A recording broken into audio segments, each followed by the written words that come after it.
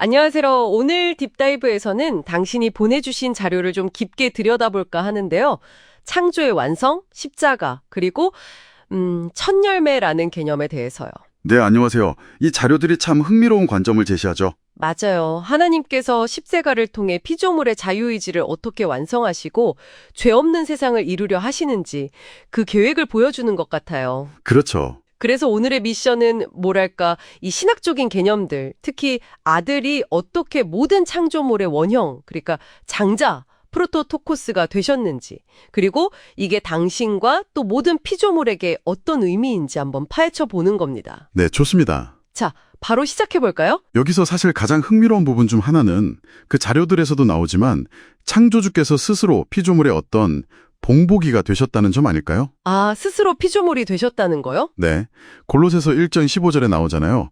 보이지 아니하시는 하나님의 형상이요 모든 창조물보다 먼저 나신 자. 이게 그냥 시간적으로 먼저 계셨다는 뜻만이 아니라 그 이상이라는 거죠? 그렇죠. 모든 피조물이 결국 도달해야 할 그 목표, 그 완성된 모습의 첫 열매라는 거죠. 이게 참 창조의 목적 자체를 다시 생각하게 만들어요. 첫 열매가 완성된 창조의 모델이라니. 와, 정말 강력한데요? 그럼 이게 구체적으로 십자가 그리고 창조의 완성이랑 어떻게 연결이 되는 걸까요? 네, 그 연결고리가 중요한데요.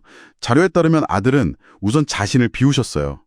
피조물이 되심으로써 그 길을 여신 거죠. 스스로를 낮추셔서. 맞습니다. 만물을 창조하시고 또 붙드시는 분이 교회의 머리이자 죽음에서 부활하신 첫 존재. 그러니까 첫 열매가 되셨다는 거예요. 부활의 첫 열매. 네. 근데 이 부활이 그냥 다시 살아나는 걸 넘어서 자유의지가 완전히 성숙해서 하나님께 반역할 가능성 자체가 사라진 상태, 이걸 의미하는 거죠. 아, 반역할 가능성이 없는 상태요? 네. 그게 바로 하나님께서 원래 의도하신 완전한 창조의 모습이라는 해석입니다. 아하, 그러니까 부활은 완성된 자유의지의 증거다. 이런 말씀이시군요. 그럼 십자가는요? 이 과정에서 십자가는 어떤 역할을 하는 건가요? 자료들 보면 십자가로 하나님과 만물이 화목하게 된다고 하는데 이게 자유의지 완성이랑은 어떻게 이어지죠? 네, 맞아요. 십자가는 그저 죄를 용서하는 차원을 넘어서는 거죠. 피조물이 하나님의 그 깊은 사랑을 깨닫고 정말 자발적으로 그 사랑에 응답하게 만드는 통로라고 할 수 있어요. 자발적인 응답이요? 네.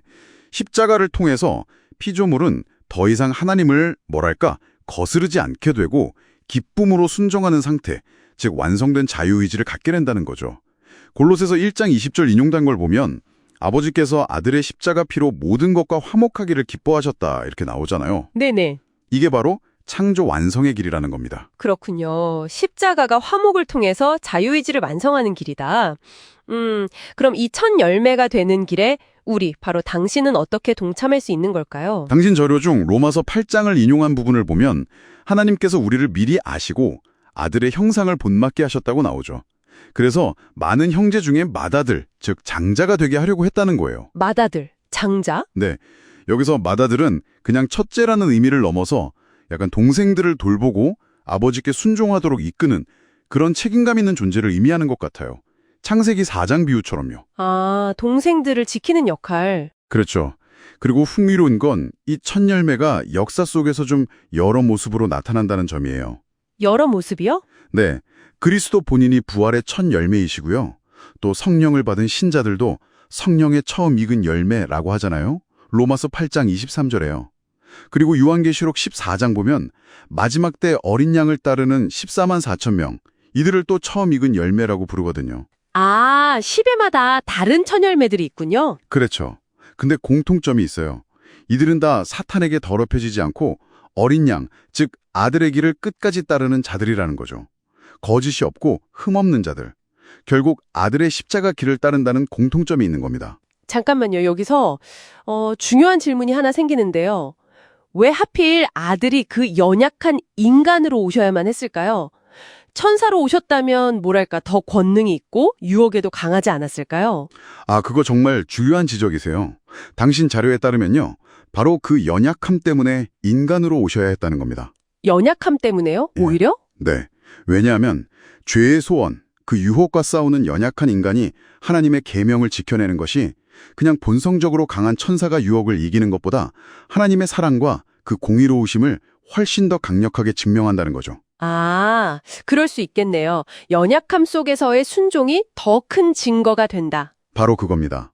인간이 자신의 그 연약함 속에서도 그 죄의 소원을 거슬러서 아들을 따를 때 그게 바로 아들다운가는 첫 열매가 되는 길이고 또 이게 모든 피조물에게 봐라, 너희도 자유의지를 이렇게 완성할 수 있다는 가능성을 보여주는 가장 확실한 증거가 된다는 설명이에요. 와, 인간의 연약함이 오히려 하나님의 계획에서는 핵심적인 역할이었다는 거네요. 이건 정말 놀라운 관점인데요. 그렇습니다. 그래서 정리를 좀 해보자면 당신이 보내주신 자료들은 결국 창조의 완성이란 게 아들이라는 첫 열매이자 장자를 통해서 시작됐고 그 십자가라는 길을 통해서 모든 피조물이 하나님의 사랑 안에서 자유의지를 완성해 나가는 과정이다. 이렇게 말하고 있는 거죠. 네. 단순히 개인적인 구원 문제만이 아니라 정말 우주적인 회복과 완성의 이야기네요.